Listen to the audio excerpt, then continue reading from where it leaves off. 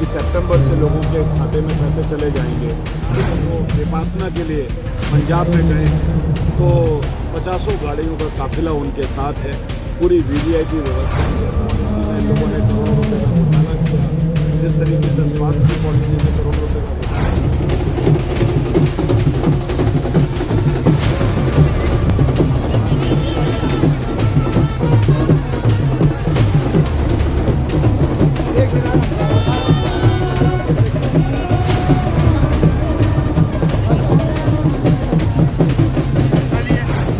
सबसे बड़ी अद्भुत घटना है, जिस घटना में सनातन का उदय हुआ है। 500 साल का जो संघर्ष था इस सनातन के लिए, अपनी संस्कृति के लिए, मर्यादा पुरुषोत्तम राम के लिए रामलला का मंदिर बना है। करोड़ों लोगों की आस्थाओं को एक बल मिला है और हमारी संस्कृति और अध्यात्म तेज़ी से आगे बढ़ रहा है और एक अद्भुत अनुभूति होती है रामलला के दर्शन करने के बाद। तो मैंने भी आज दर्शन किए, पहले भी करता रहा हूँ, लेकिन ऐसी अनुभूति जिनको शब्दों में व्यक्त करना मुश्किल है। जिस तरीके से मुंबई में अबू आजमी का बयान आया है, कैसे देखते हैं उनको सदन से बाहर भी निकाला गया है? अब देखिए, इस देश में दो तरह की प्रवृत्तियाँ हैं और हमेशा से रही हैं। एक तो वो है कि जो ईश्वरीय कार्य में कार्य करने वाले हैं, एक ऐसे हैं जो नकारात्मक दृष्टि से चीज़ों को देखते हैं। तो जो नकारात्मक दृष्टि से चीज़ों को देखते हैं उनकी तरफ मुझे लगता है कि हमको ध्यान देने की आवश्यकता नहीं है। लेकिन हम सब लोग जो इस देश के आध्यात्म को, देश की संस्कृति को, देश के सनातन को, देश के इतिहास को लेकर के हम आगे चलते हैं, उसको लेकर आगे चलना चाहिए।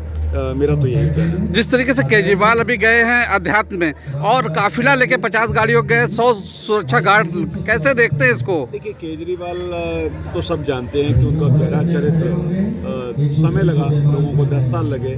10 साल में समझ आया, कहना कुछ, करना कुछ, बोलना कुछ और रखना कुछ और पहनना कुछ और दिखाना कुछ, ये सारी उनकी राजनीति का हिस्सा था। उन्होंने वीआईपी कल्चर को ख़त्म करने की बात की थी, एक वैगनार में चलते थे।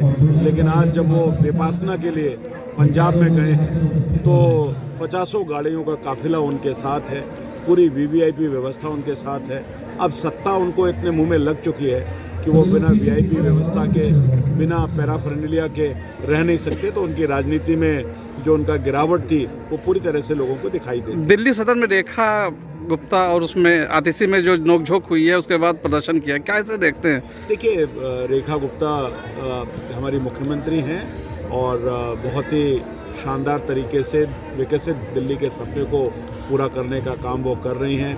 आतिशी, जिन्होंने कभी भी जिम्मेदारी से विपक्ष के रूप में आज काम नहीं किया, अभी तक भी वो अपने आप को जिस तरह से सत्ता में थे उसी तरह का व्यवहार सदन में करते हैं। सदन में उच्छृंखलता करना, सदन के कानूनों को तोड़ना, सदन की मर्यादाओं को तोड़ना, ये लगातार आम आदमी पार्टी का हिस्सा रहा है और हम भी सदन में रहे हैं। सदन में जिस तरीके से सीएजी की रिपोर्ट आई है, जिस तरीके से लिकर पॉलिसी में लोगों ने करोड़ों रुपए का घोटाला किया, जिस तरीके से स्वास्थ्य की पॉलिसी में करोड़ों रुपए का घोटाला किया, और जब घोटाले सामने आ रहे हैं तो उसको सामना करने की हिम्मत ना तो आतिशी में है और ना विपक्ष में है। इसके कारण सदन को लगातार डिस्टर्ब करना, सदन में व्यवधान डालना, संविधान की मर्यादाओं का पालन नहीं करना, ये निश्चित रूप से उनकी राजनीति का हिस्सा है। लेकिन देश और पूरी दिल्ली देख रही है और इसीलिए उनके इसी अहंकार के कारण से उनको सत्ता से बाहर भी किया। दिल्ली में जिस तरीके से बीजेपी ने वादा किया था महिलाओं को, महिला दिवस पे क्या तोहफा मिलने जा रहा है 2500 रुपये का?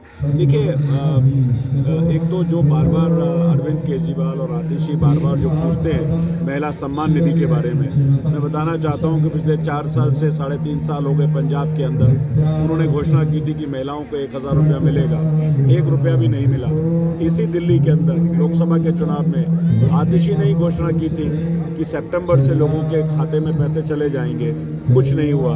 तो वो जो कहते हैं वो वादा पूरा करते नहीं। जहाँ तक भारतीय जनता पार्टी का सवाल है, ये मोदी जी की गारंटी है, मोदी है तो मुमकिन है। और इसलिए हमारी पहली कैबिनेट मीटिंग में हमने आयुष्मान भारत योजना पूरे दिल्ली वासियों को दी है।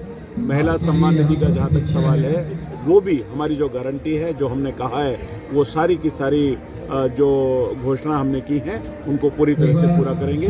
थोड़ा सब्र रखिए, अभी मुख्यमंत्री जी ने चार्ज लिया है और सारी घोषणा हम पूरी करेंगे। महिलाओं को 8 मार्च को क्या महिला दिवस पर मिलेगा तोहफा? नहीं, इसलिए मैं कोई 8 मार्च की बात नहीं कर रहा हूँ। मेरा ये कहना है 8 मार्च तो विपक्ष कह रहा है।